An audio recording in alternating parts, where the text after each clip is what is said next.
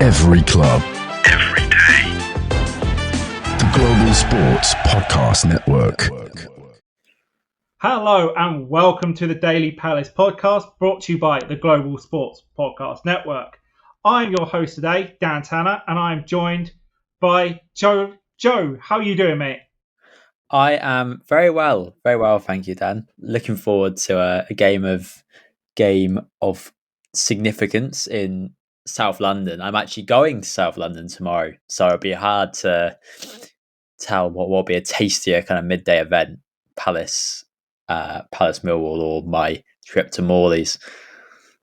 Oh, you're heading down to South London. Ooh, that's Early, in fairness. I'm doing the Bermondsey Beer Mile, so I'm planting the flag for Palace in Millwall territory firmly. Oh, go for it. Yeah, just walk around Millwall with a Palace shirt on. You'll be fine. Don't worry. Don't worry. They're all at Cellar, so it's fine.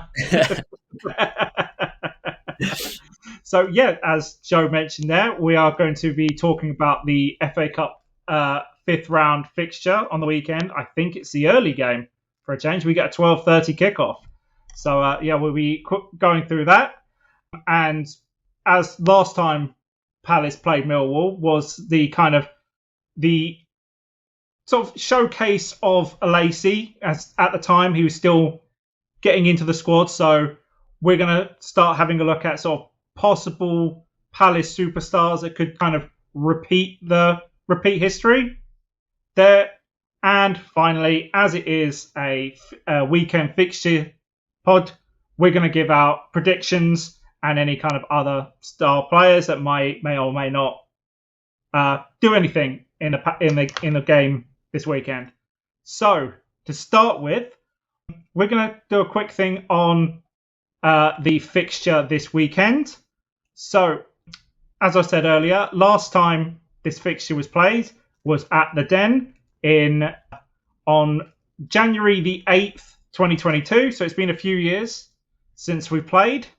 And last time we won, it was 2-1 with goals from Olise, which was an absolute cracker, a proper, almost world-class goal, and another one from Mateta. But we're going to get, as I mentioned earlier, we'll get back to that in a little while.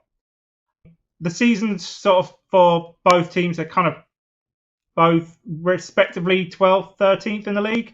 So they're doing all right. Not brilliant, but they're probably fairly secure. But when it comes to the FA Cup run, Millwall have gone through Dagenham and Redbridge, which for you non-British listeners, that is one team. Don't worry, it is one team. And they went through Leeds United in the fourth round. And as you are a Palace supporter and definitely listen to this, you know that we've gone through Stockport and Doncaster to get to this point.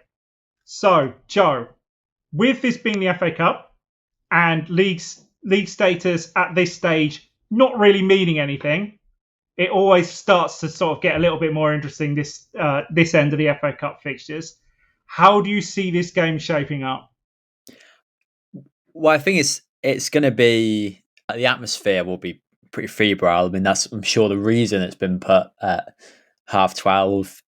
It's always a big game, Millwall Palace, and I think there might be a little bit of extra needle in it this time. There's been a lot of ribbing from Palace fans since the Essay signing and since this FA Cup draw.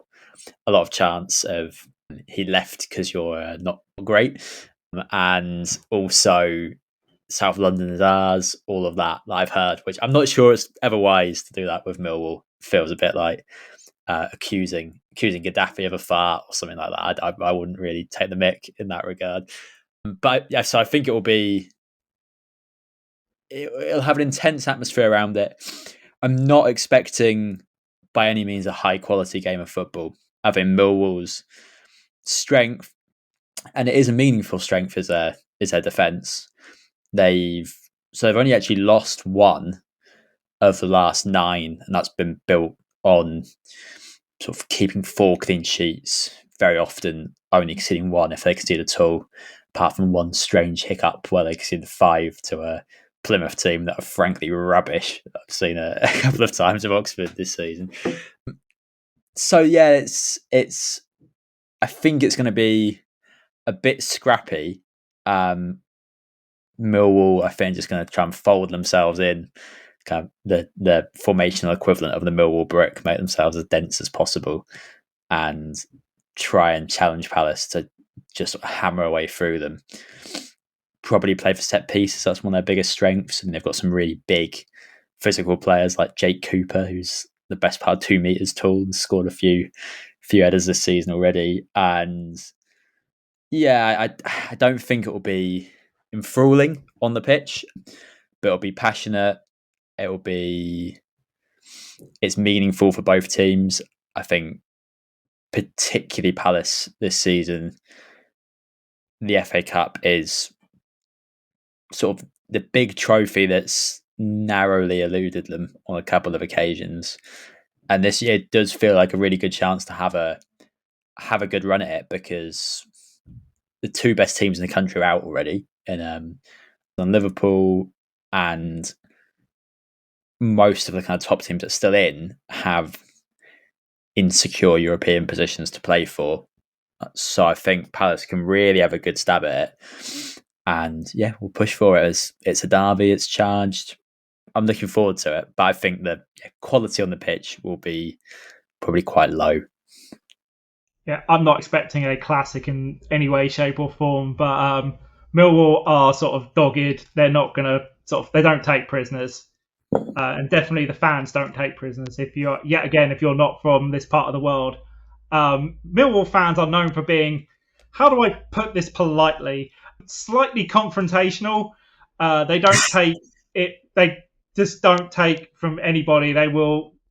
They are sort of a bit more aggressive than, say, some of the other fans. Maybe think West Ham just on steroids is probably the closest you're going to get. They have a bit of a reputation for being slightly unwelcoming, so and that's putting it politely. So it's going to be, from that end of the field, it's going to be a hostile atmosphere. But yeah, I'm not expecting any kind of classic in any way, shape, or form. But I do sort of very much like the Doncaster game.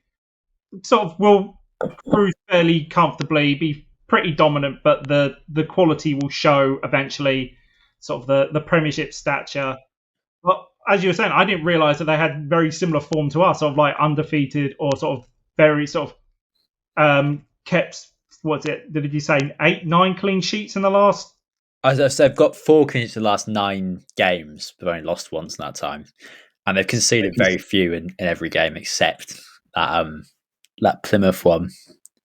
So yeah, not too dissimilar form to us. So this could be quite interesting. So, and well, they've got nothing to lose really, being the smaller team. So they're going to be going for it as much as we are. So I'm expecting a good game, but it definitely will not be a classic in any way, shape, or form.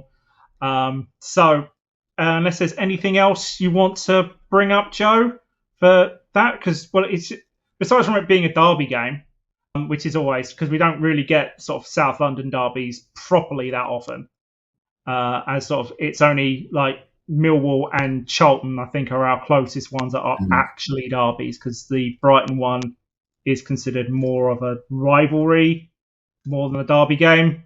But I think that's only also, yet again, through geography, that they are our closest Premier League team. But unless there's anything else you want to add. Well, the only thing I was going to raise is that I think it'll be interesting to see what Millwall will do with their formation, because so that one blip they had defensively, the 5 goals they conceded to Plymouth, came, I believe they didn't match Plymouth, so Plymouth play a similar formation, a 3-4-2-1 kind of shape to Palace. Millwall did not match it and played their normal 4-2-3-1. Conceded 5 goals, and then they did, next time they came up against a 3 at the back system, match Preston for it and switch to a 3-4-2-1 kind of shape, and that went better. That was I think they got a draw away at Deepdale in that one, And so I guess it'll be interesting to see if they do opt to change from their normal formation and go to the 3-4-2-1, which sounds like it might work out better for them because you should not be conceding 5 goals to Plymouth. So that speaks to maybe an issue. But equally, we saw against Villa that playing and switching to an unfamiliar formation carries its risks, and Palace are willing to and kind of aware of how to exploit that in isolating the kind of 2 centre mids and pressing them hard. So I think that could be an interesting area tactically for the game. But other than that, I don't think I've got any more points to add to the initial. So it's more let's see if they play like for like kind of thing. Yeah. They might just go almost man for man and try and kind of kick Palace off the pitch, but we'll see. Oh, well, yeah, could be an interesting one because just changing a formation last minute is always a little bit risky. You've seen it for loads of teams that have tried to match Palace man for man and it hasn't worked. Man United, for example, tried it. It didn't work. Villa, basically, to a point, tried it. Didn't work. So it's more of, if you know the system, it's probably going to be all right. But if you're going to force them through man to man, I think Palace will probably come out on top. But that being said, we'll take a quick break here to go through our sponsor, and after that, we will then start talking about possible superstars compared to as the last time we played. It was we had 1 or 2 players that became stars now, Olise and the legend that is becoming Mateta. So we'll see let's see if history repeats itself. But we will be right back after this. Your body is unique, and Global Sports Podcast Network has partnered with Bionique, the world's most personalised supplements. Bionique provide 100% tailor-made supplements designed to deliver precisely what your body needs at exactly the right levels to optimise your health. No guessing. So click the link in the show notes. Use the code GSPN2025 for 40% off your first month's subscription. Bionique. Don't settle for off-the-shelf solutions made for just anybody. Get what's right for you right now.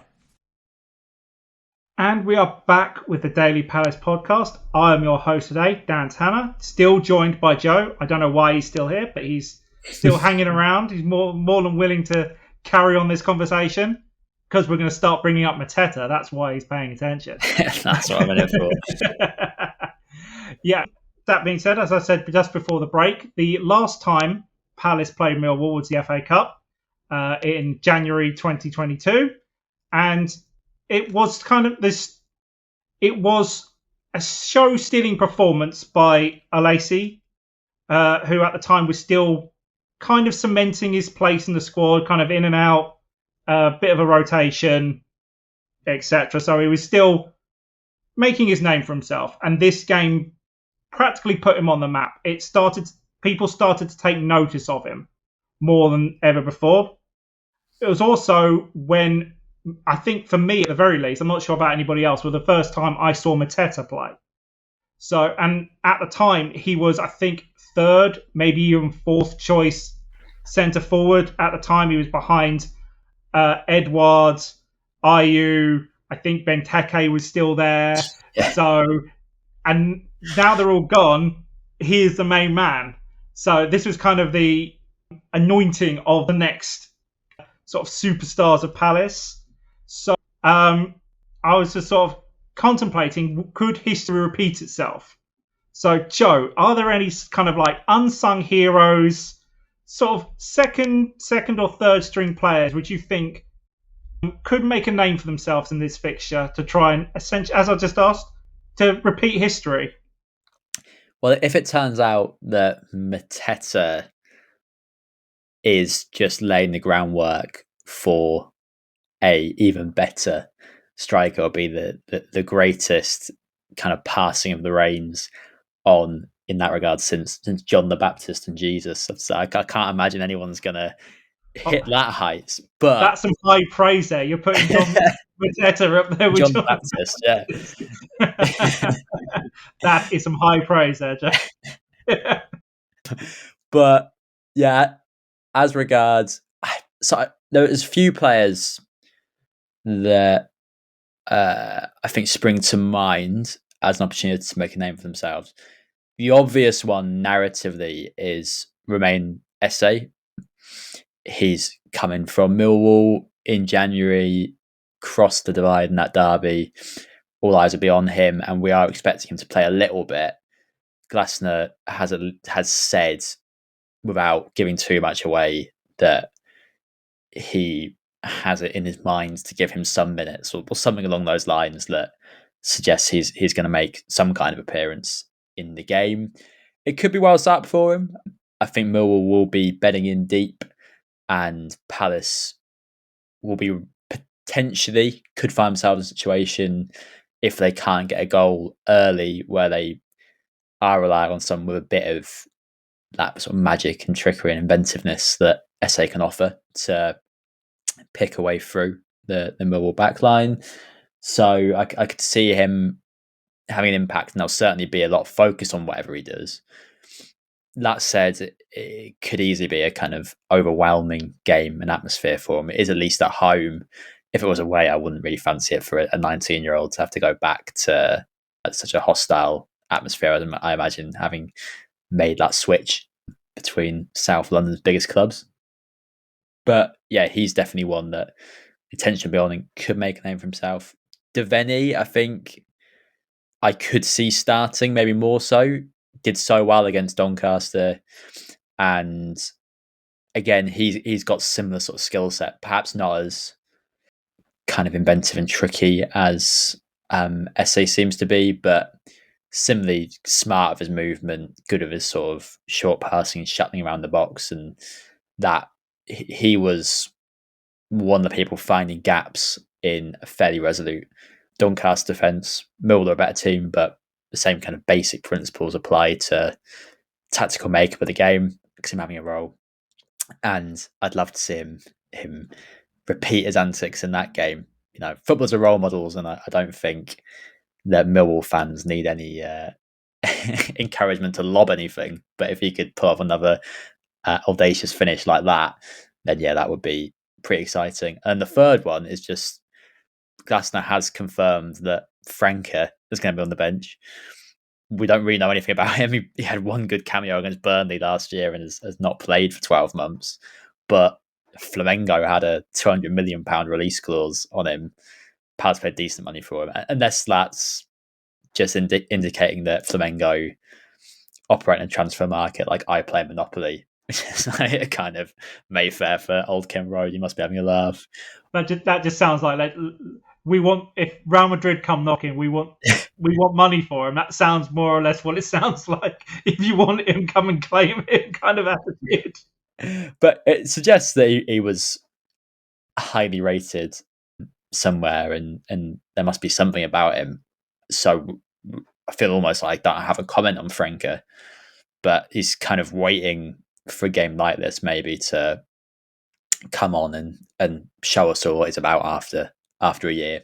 So yeah, I guess they're the three. The Deveni is the one that I think probably has the most chance of playing a good number of minutes and really meaningfully impacting this game and as a platform to kick on further. Yeah, I like the Deveni one, because definitely watching that Doncaster one, and then we doing the podcast immediately after, our first things were like Deveni was one of the better players on the pitch, and the link up with Wharton I think was really good as well, especially the way that Wharton's been playing the last couple of games as well. I'm expecting him to probably get a good sort of half, maybe a little bit more. But my one was kind of sort of like to get Nketiah would probably be a good one for me. Just sort of, he needs some game time. He really does. He's sort of, we sort of were very sort of positive about him when he signed. We thought he'd be sort of like tricky and get some sort of like assists in the box and things like that, but it hasn't really worked out for him through bad form or injury, or just essentially the guys around him, his competitions, Mateta and Sarr, actually playing really well. So if he gets a good 60, 70 minutes or something like that. I would prefer him to kind of start instead of just being put in the last 15 minutes or so. Him to play with a bit of freedom and actually get a chance to play, and especially after he got his first league goal. So his confidence is probably going to be, he's going to be raring to go again. But just more or less to get to see what Palace actually paid for from Arsenal, because at the moment he's turning out to be a bit of a dud, and it's just if he doesn't start picking up soon, his career is going to go nosediving fairly quickly, and he will be playing sort of championship football fairly quickly. And I don't think he wants that. He wants to be playing top league football, probably even trying to get into an England. So maybe a bit late for that, but either way, I would like to see him be given a shot. Besides from that, Deveni, we already mentioned. I think sort of Chilwell probably would be a good one as well to get some minutes under him, because we all know what he can do. He's given the ball. He's a very good sort of crosser, very good tackler, and sort of get that sort of little bit of extra leadership on the pitch as well, because we're kind of slightly sort of low on that. Besides, because Will Hughes can't dictate that entire midfield by himself. Having a bit of an outlet to Chilwell out on that left wing would be sort of, I think, greatly appreciated, really. And sort of that, and a few more of the kind of set piece threat, which we've also kind of needed. Eze's been doing well, but I think we need a couple more options. Other than that, I can't really see anybody else really standing out. I don't see any of the sort of.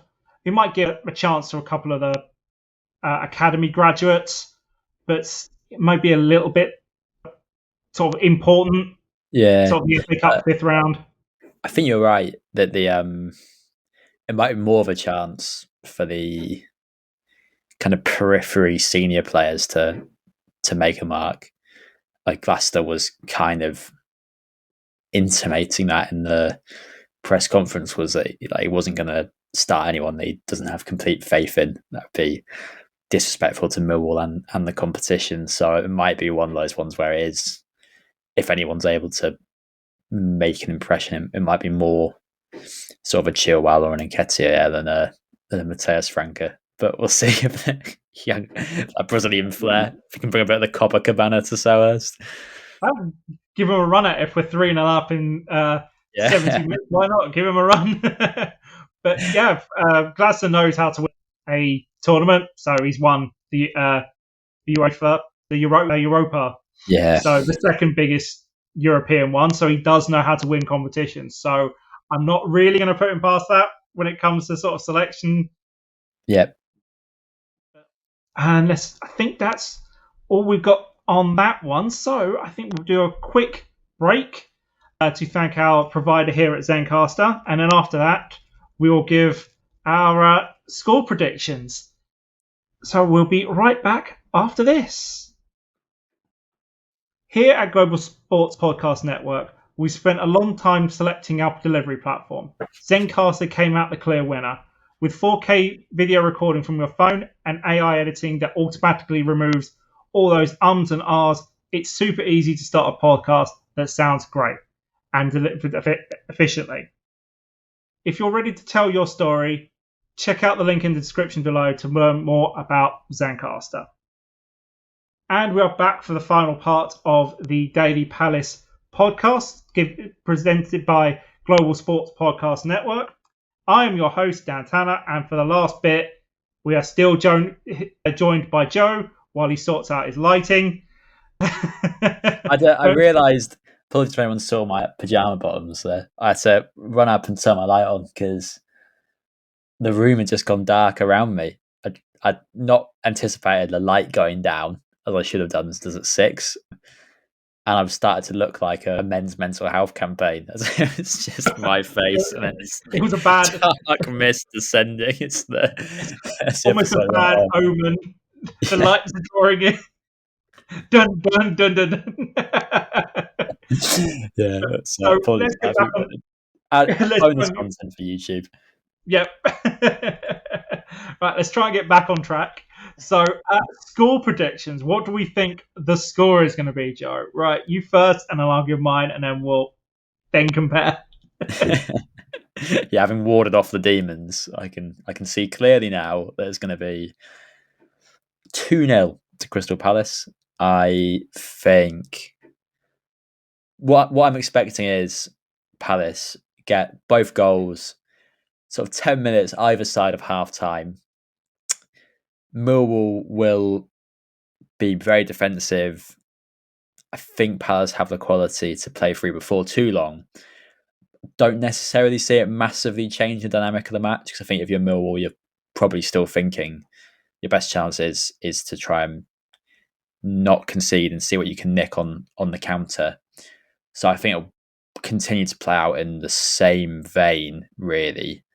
And ultimately, I think that Palace will again have the quality to just work another 2 goals. Mateta and Deveni, minute 40, minute 62. That's what I'm saying. I'm probably going to agree with you on the scoreline, but I think it's going to be a bit longer. Palace take a long time to do anything. The last couple of games, it's been very sedate, very like we're going to see sort of slowly build up play and try and sort of poke at the defence, see where they come from. I think it's probably going to be 2-0, but I think it's going to be more in the second half. I think like the 55, 60-ish minute, we'll probably get 2 goals in fairly quick succession. Palace will, I think, largely cruise, maybe be the wrong word, but they won't be flying around at top gear. Very much like the Doncaster game, they'll dominate the possession, but it'll be sort of the relatively classic on the break Palace, maybe even a penalty. I'm not sure. We don't get too many penalties at Selhurst Park, not for a while anyway, so won't be expecting that. But that's probably what I would think. So yeah, a 2-0, go through into the next round, and then hopefully we get another lower league team and get into a sort of a semi-final somewhere. A trip to Wembley is what we're looking for. So is there anything else you want to bring up, Joe? Or I think that's pretty much all we have time for then. So I'd like to thank Joe for putting up with this conversation, and let's see if we can. Pleasure as always, Dan. Yep, and make sure you fix that light for next time. Seriously, come on, man. I can't do anything about the Dementors, man. I can't do the boy who lived, Joe Lynch. And on that note, thank you all for listening. If you've gotten this far, if you wouldn't mind giving us a 5-star, give us a like on YouTube. We are on all the major platforms, so come and take a listen. If you want to go any further, the Global Sports Podcast Network has every single Premier League club, women's football, fantasy football, whatever takes your fancy.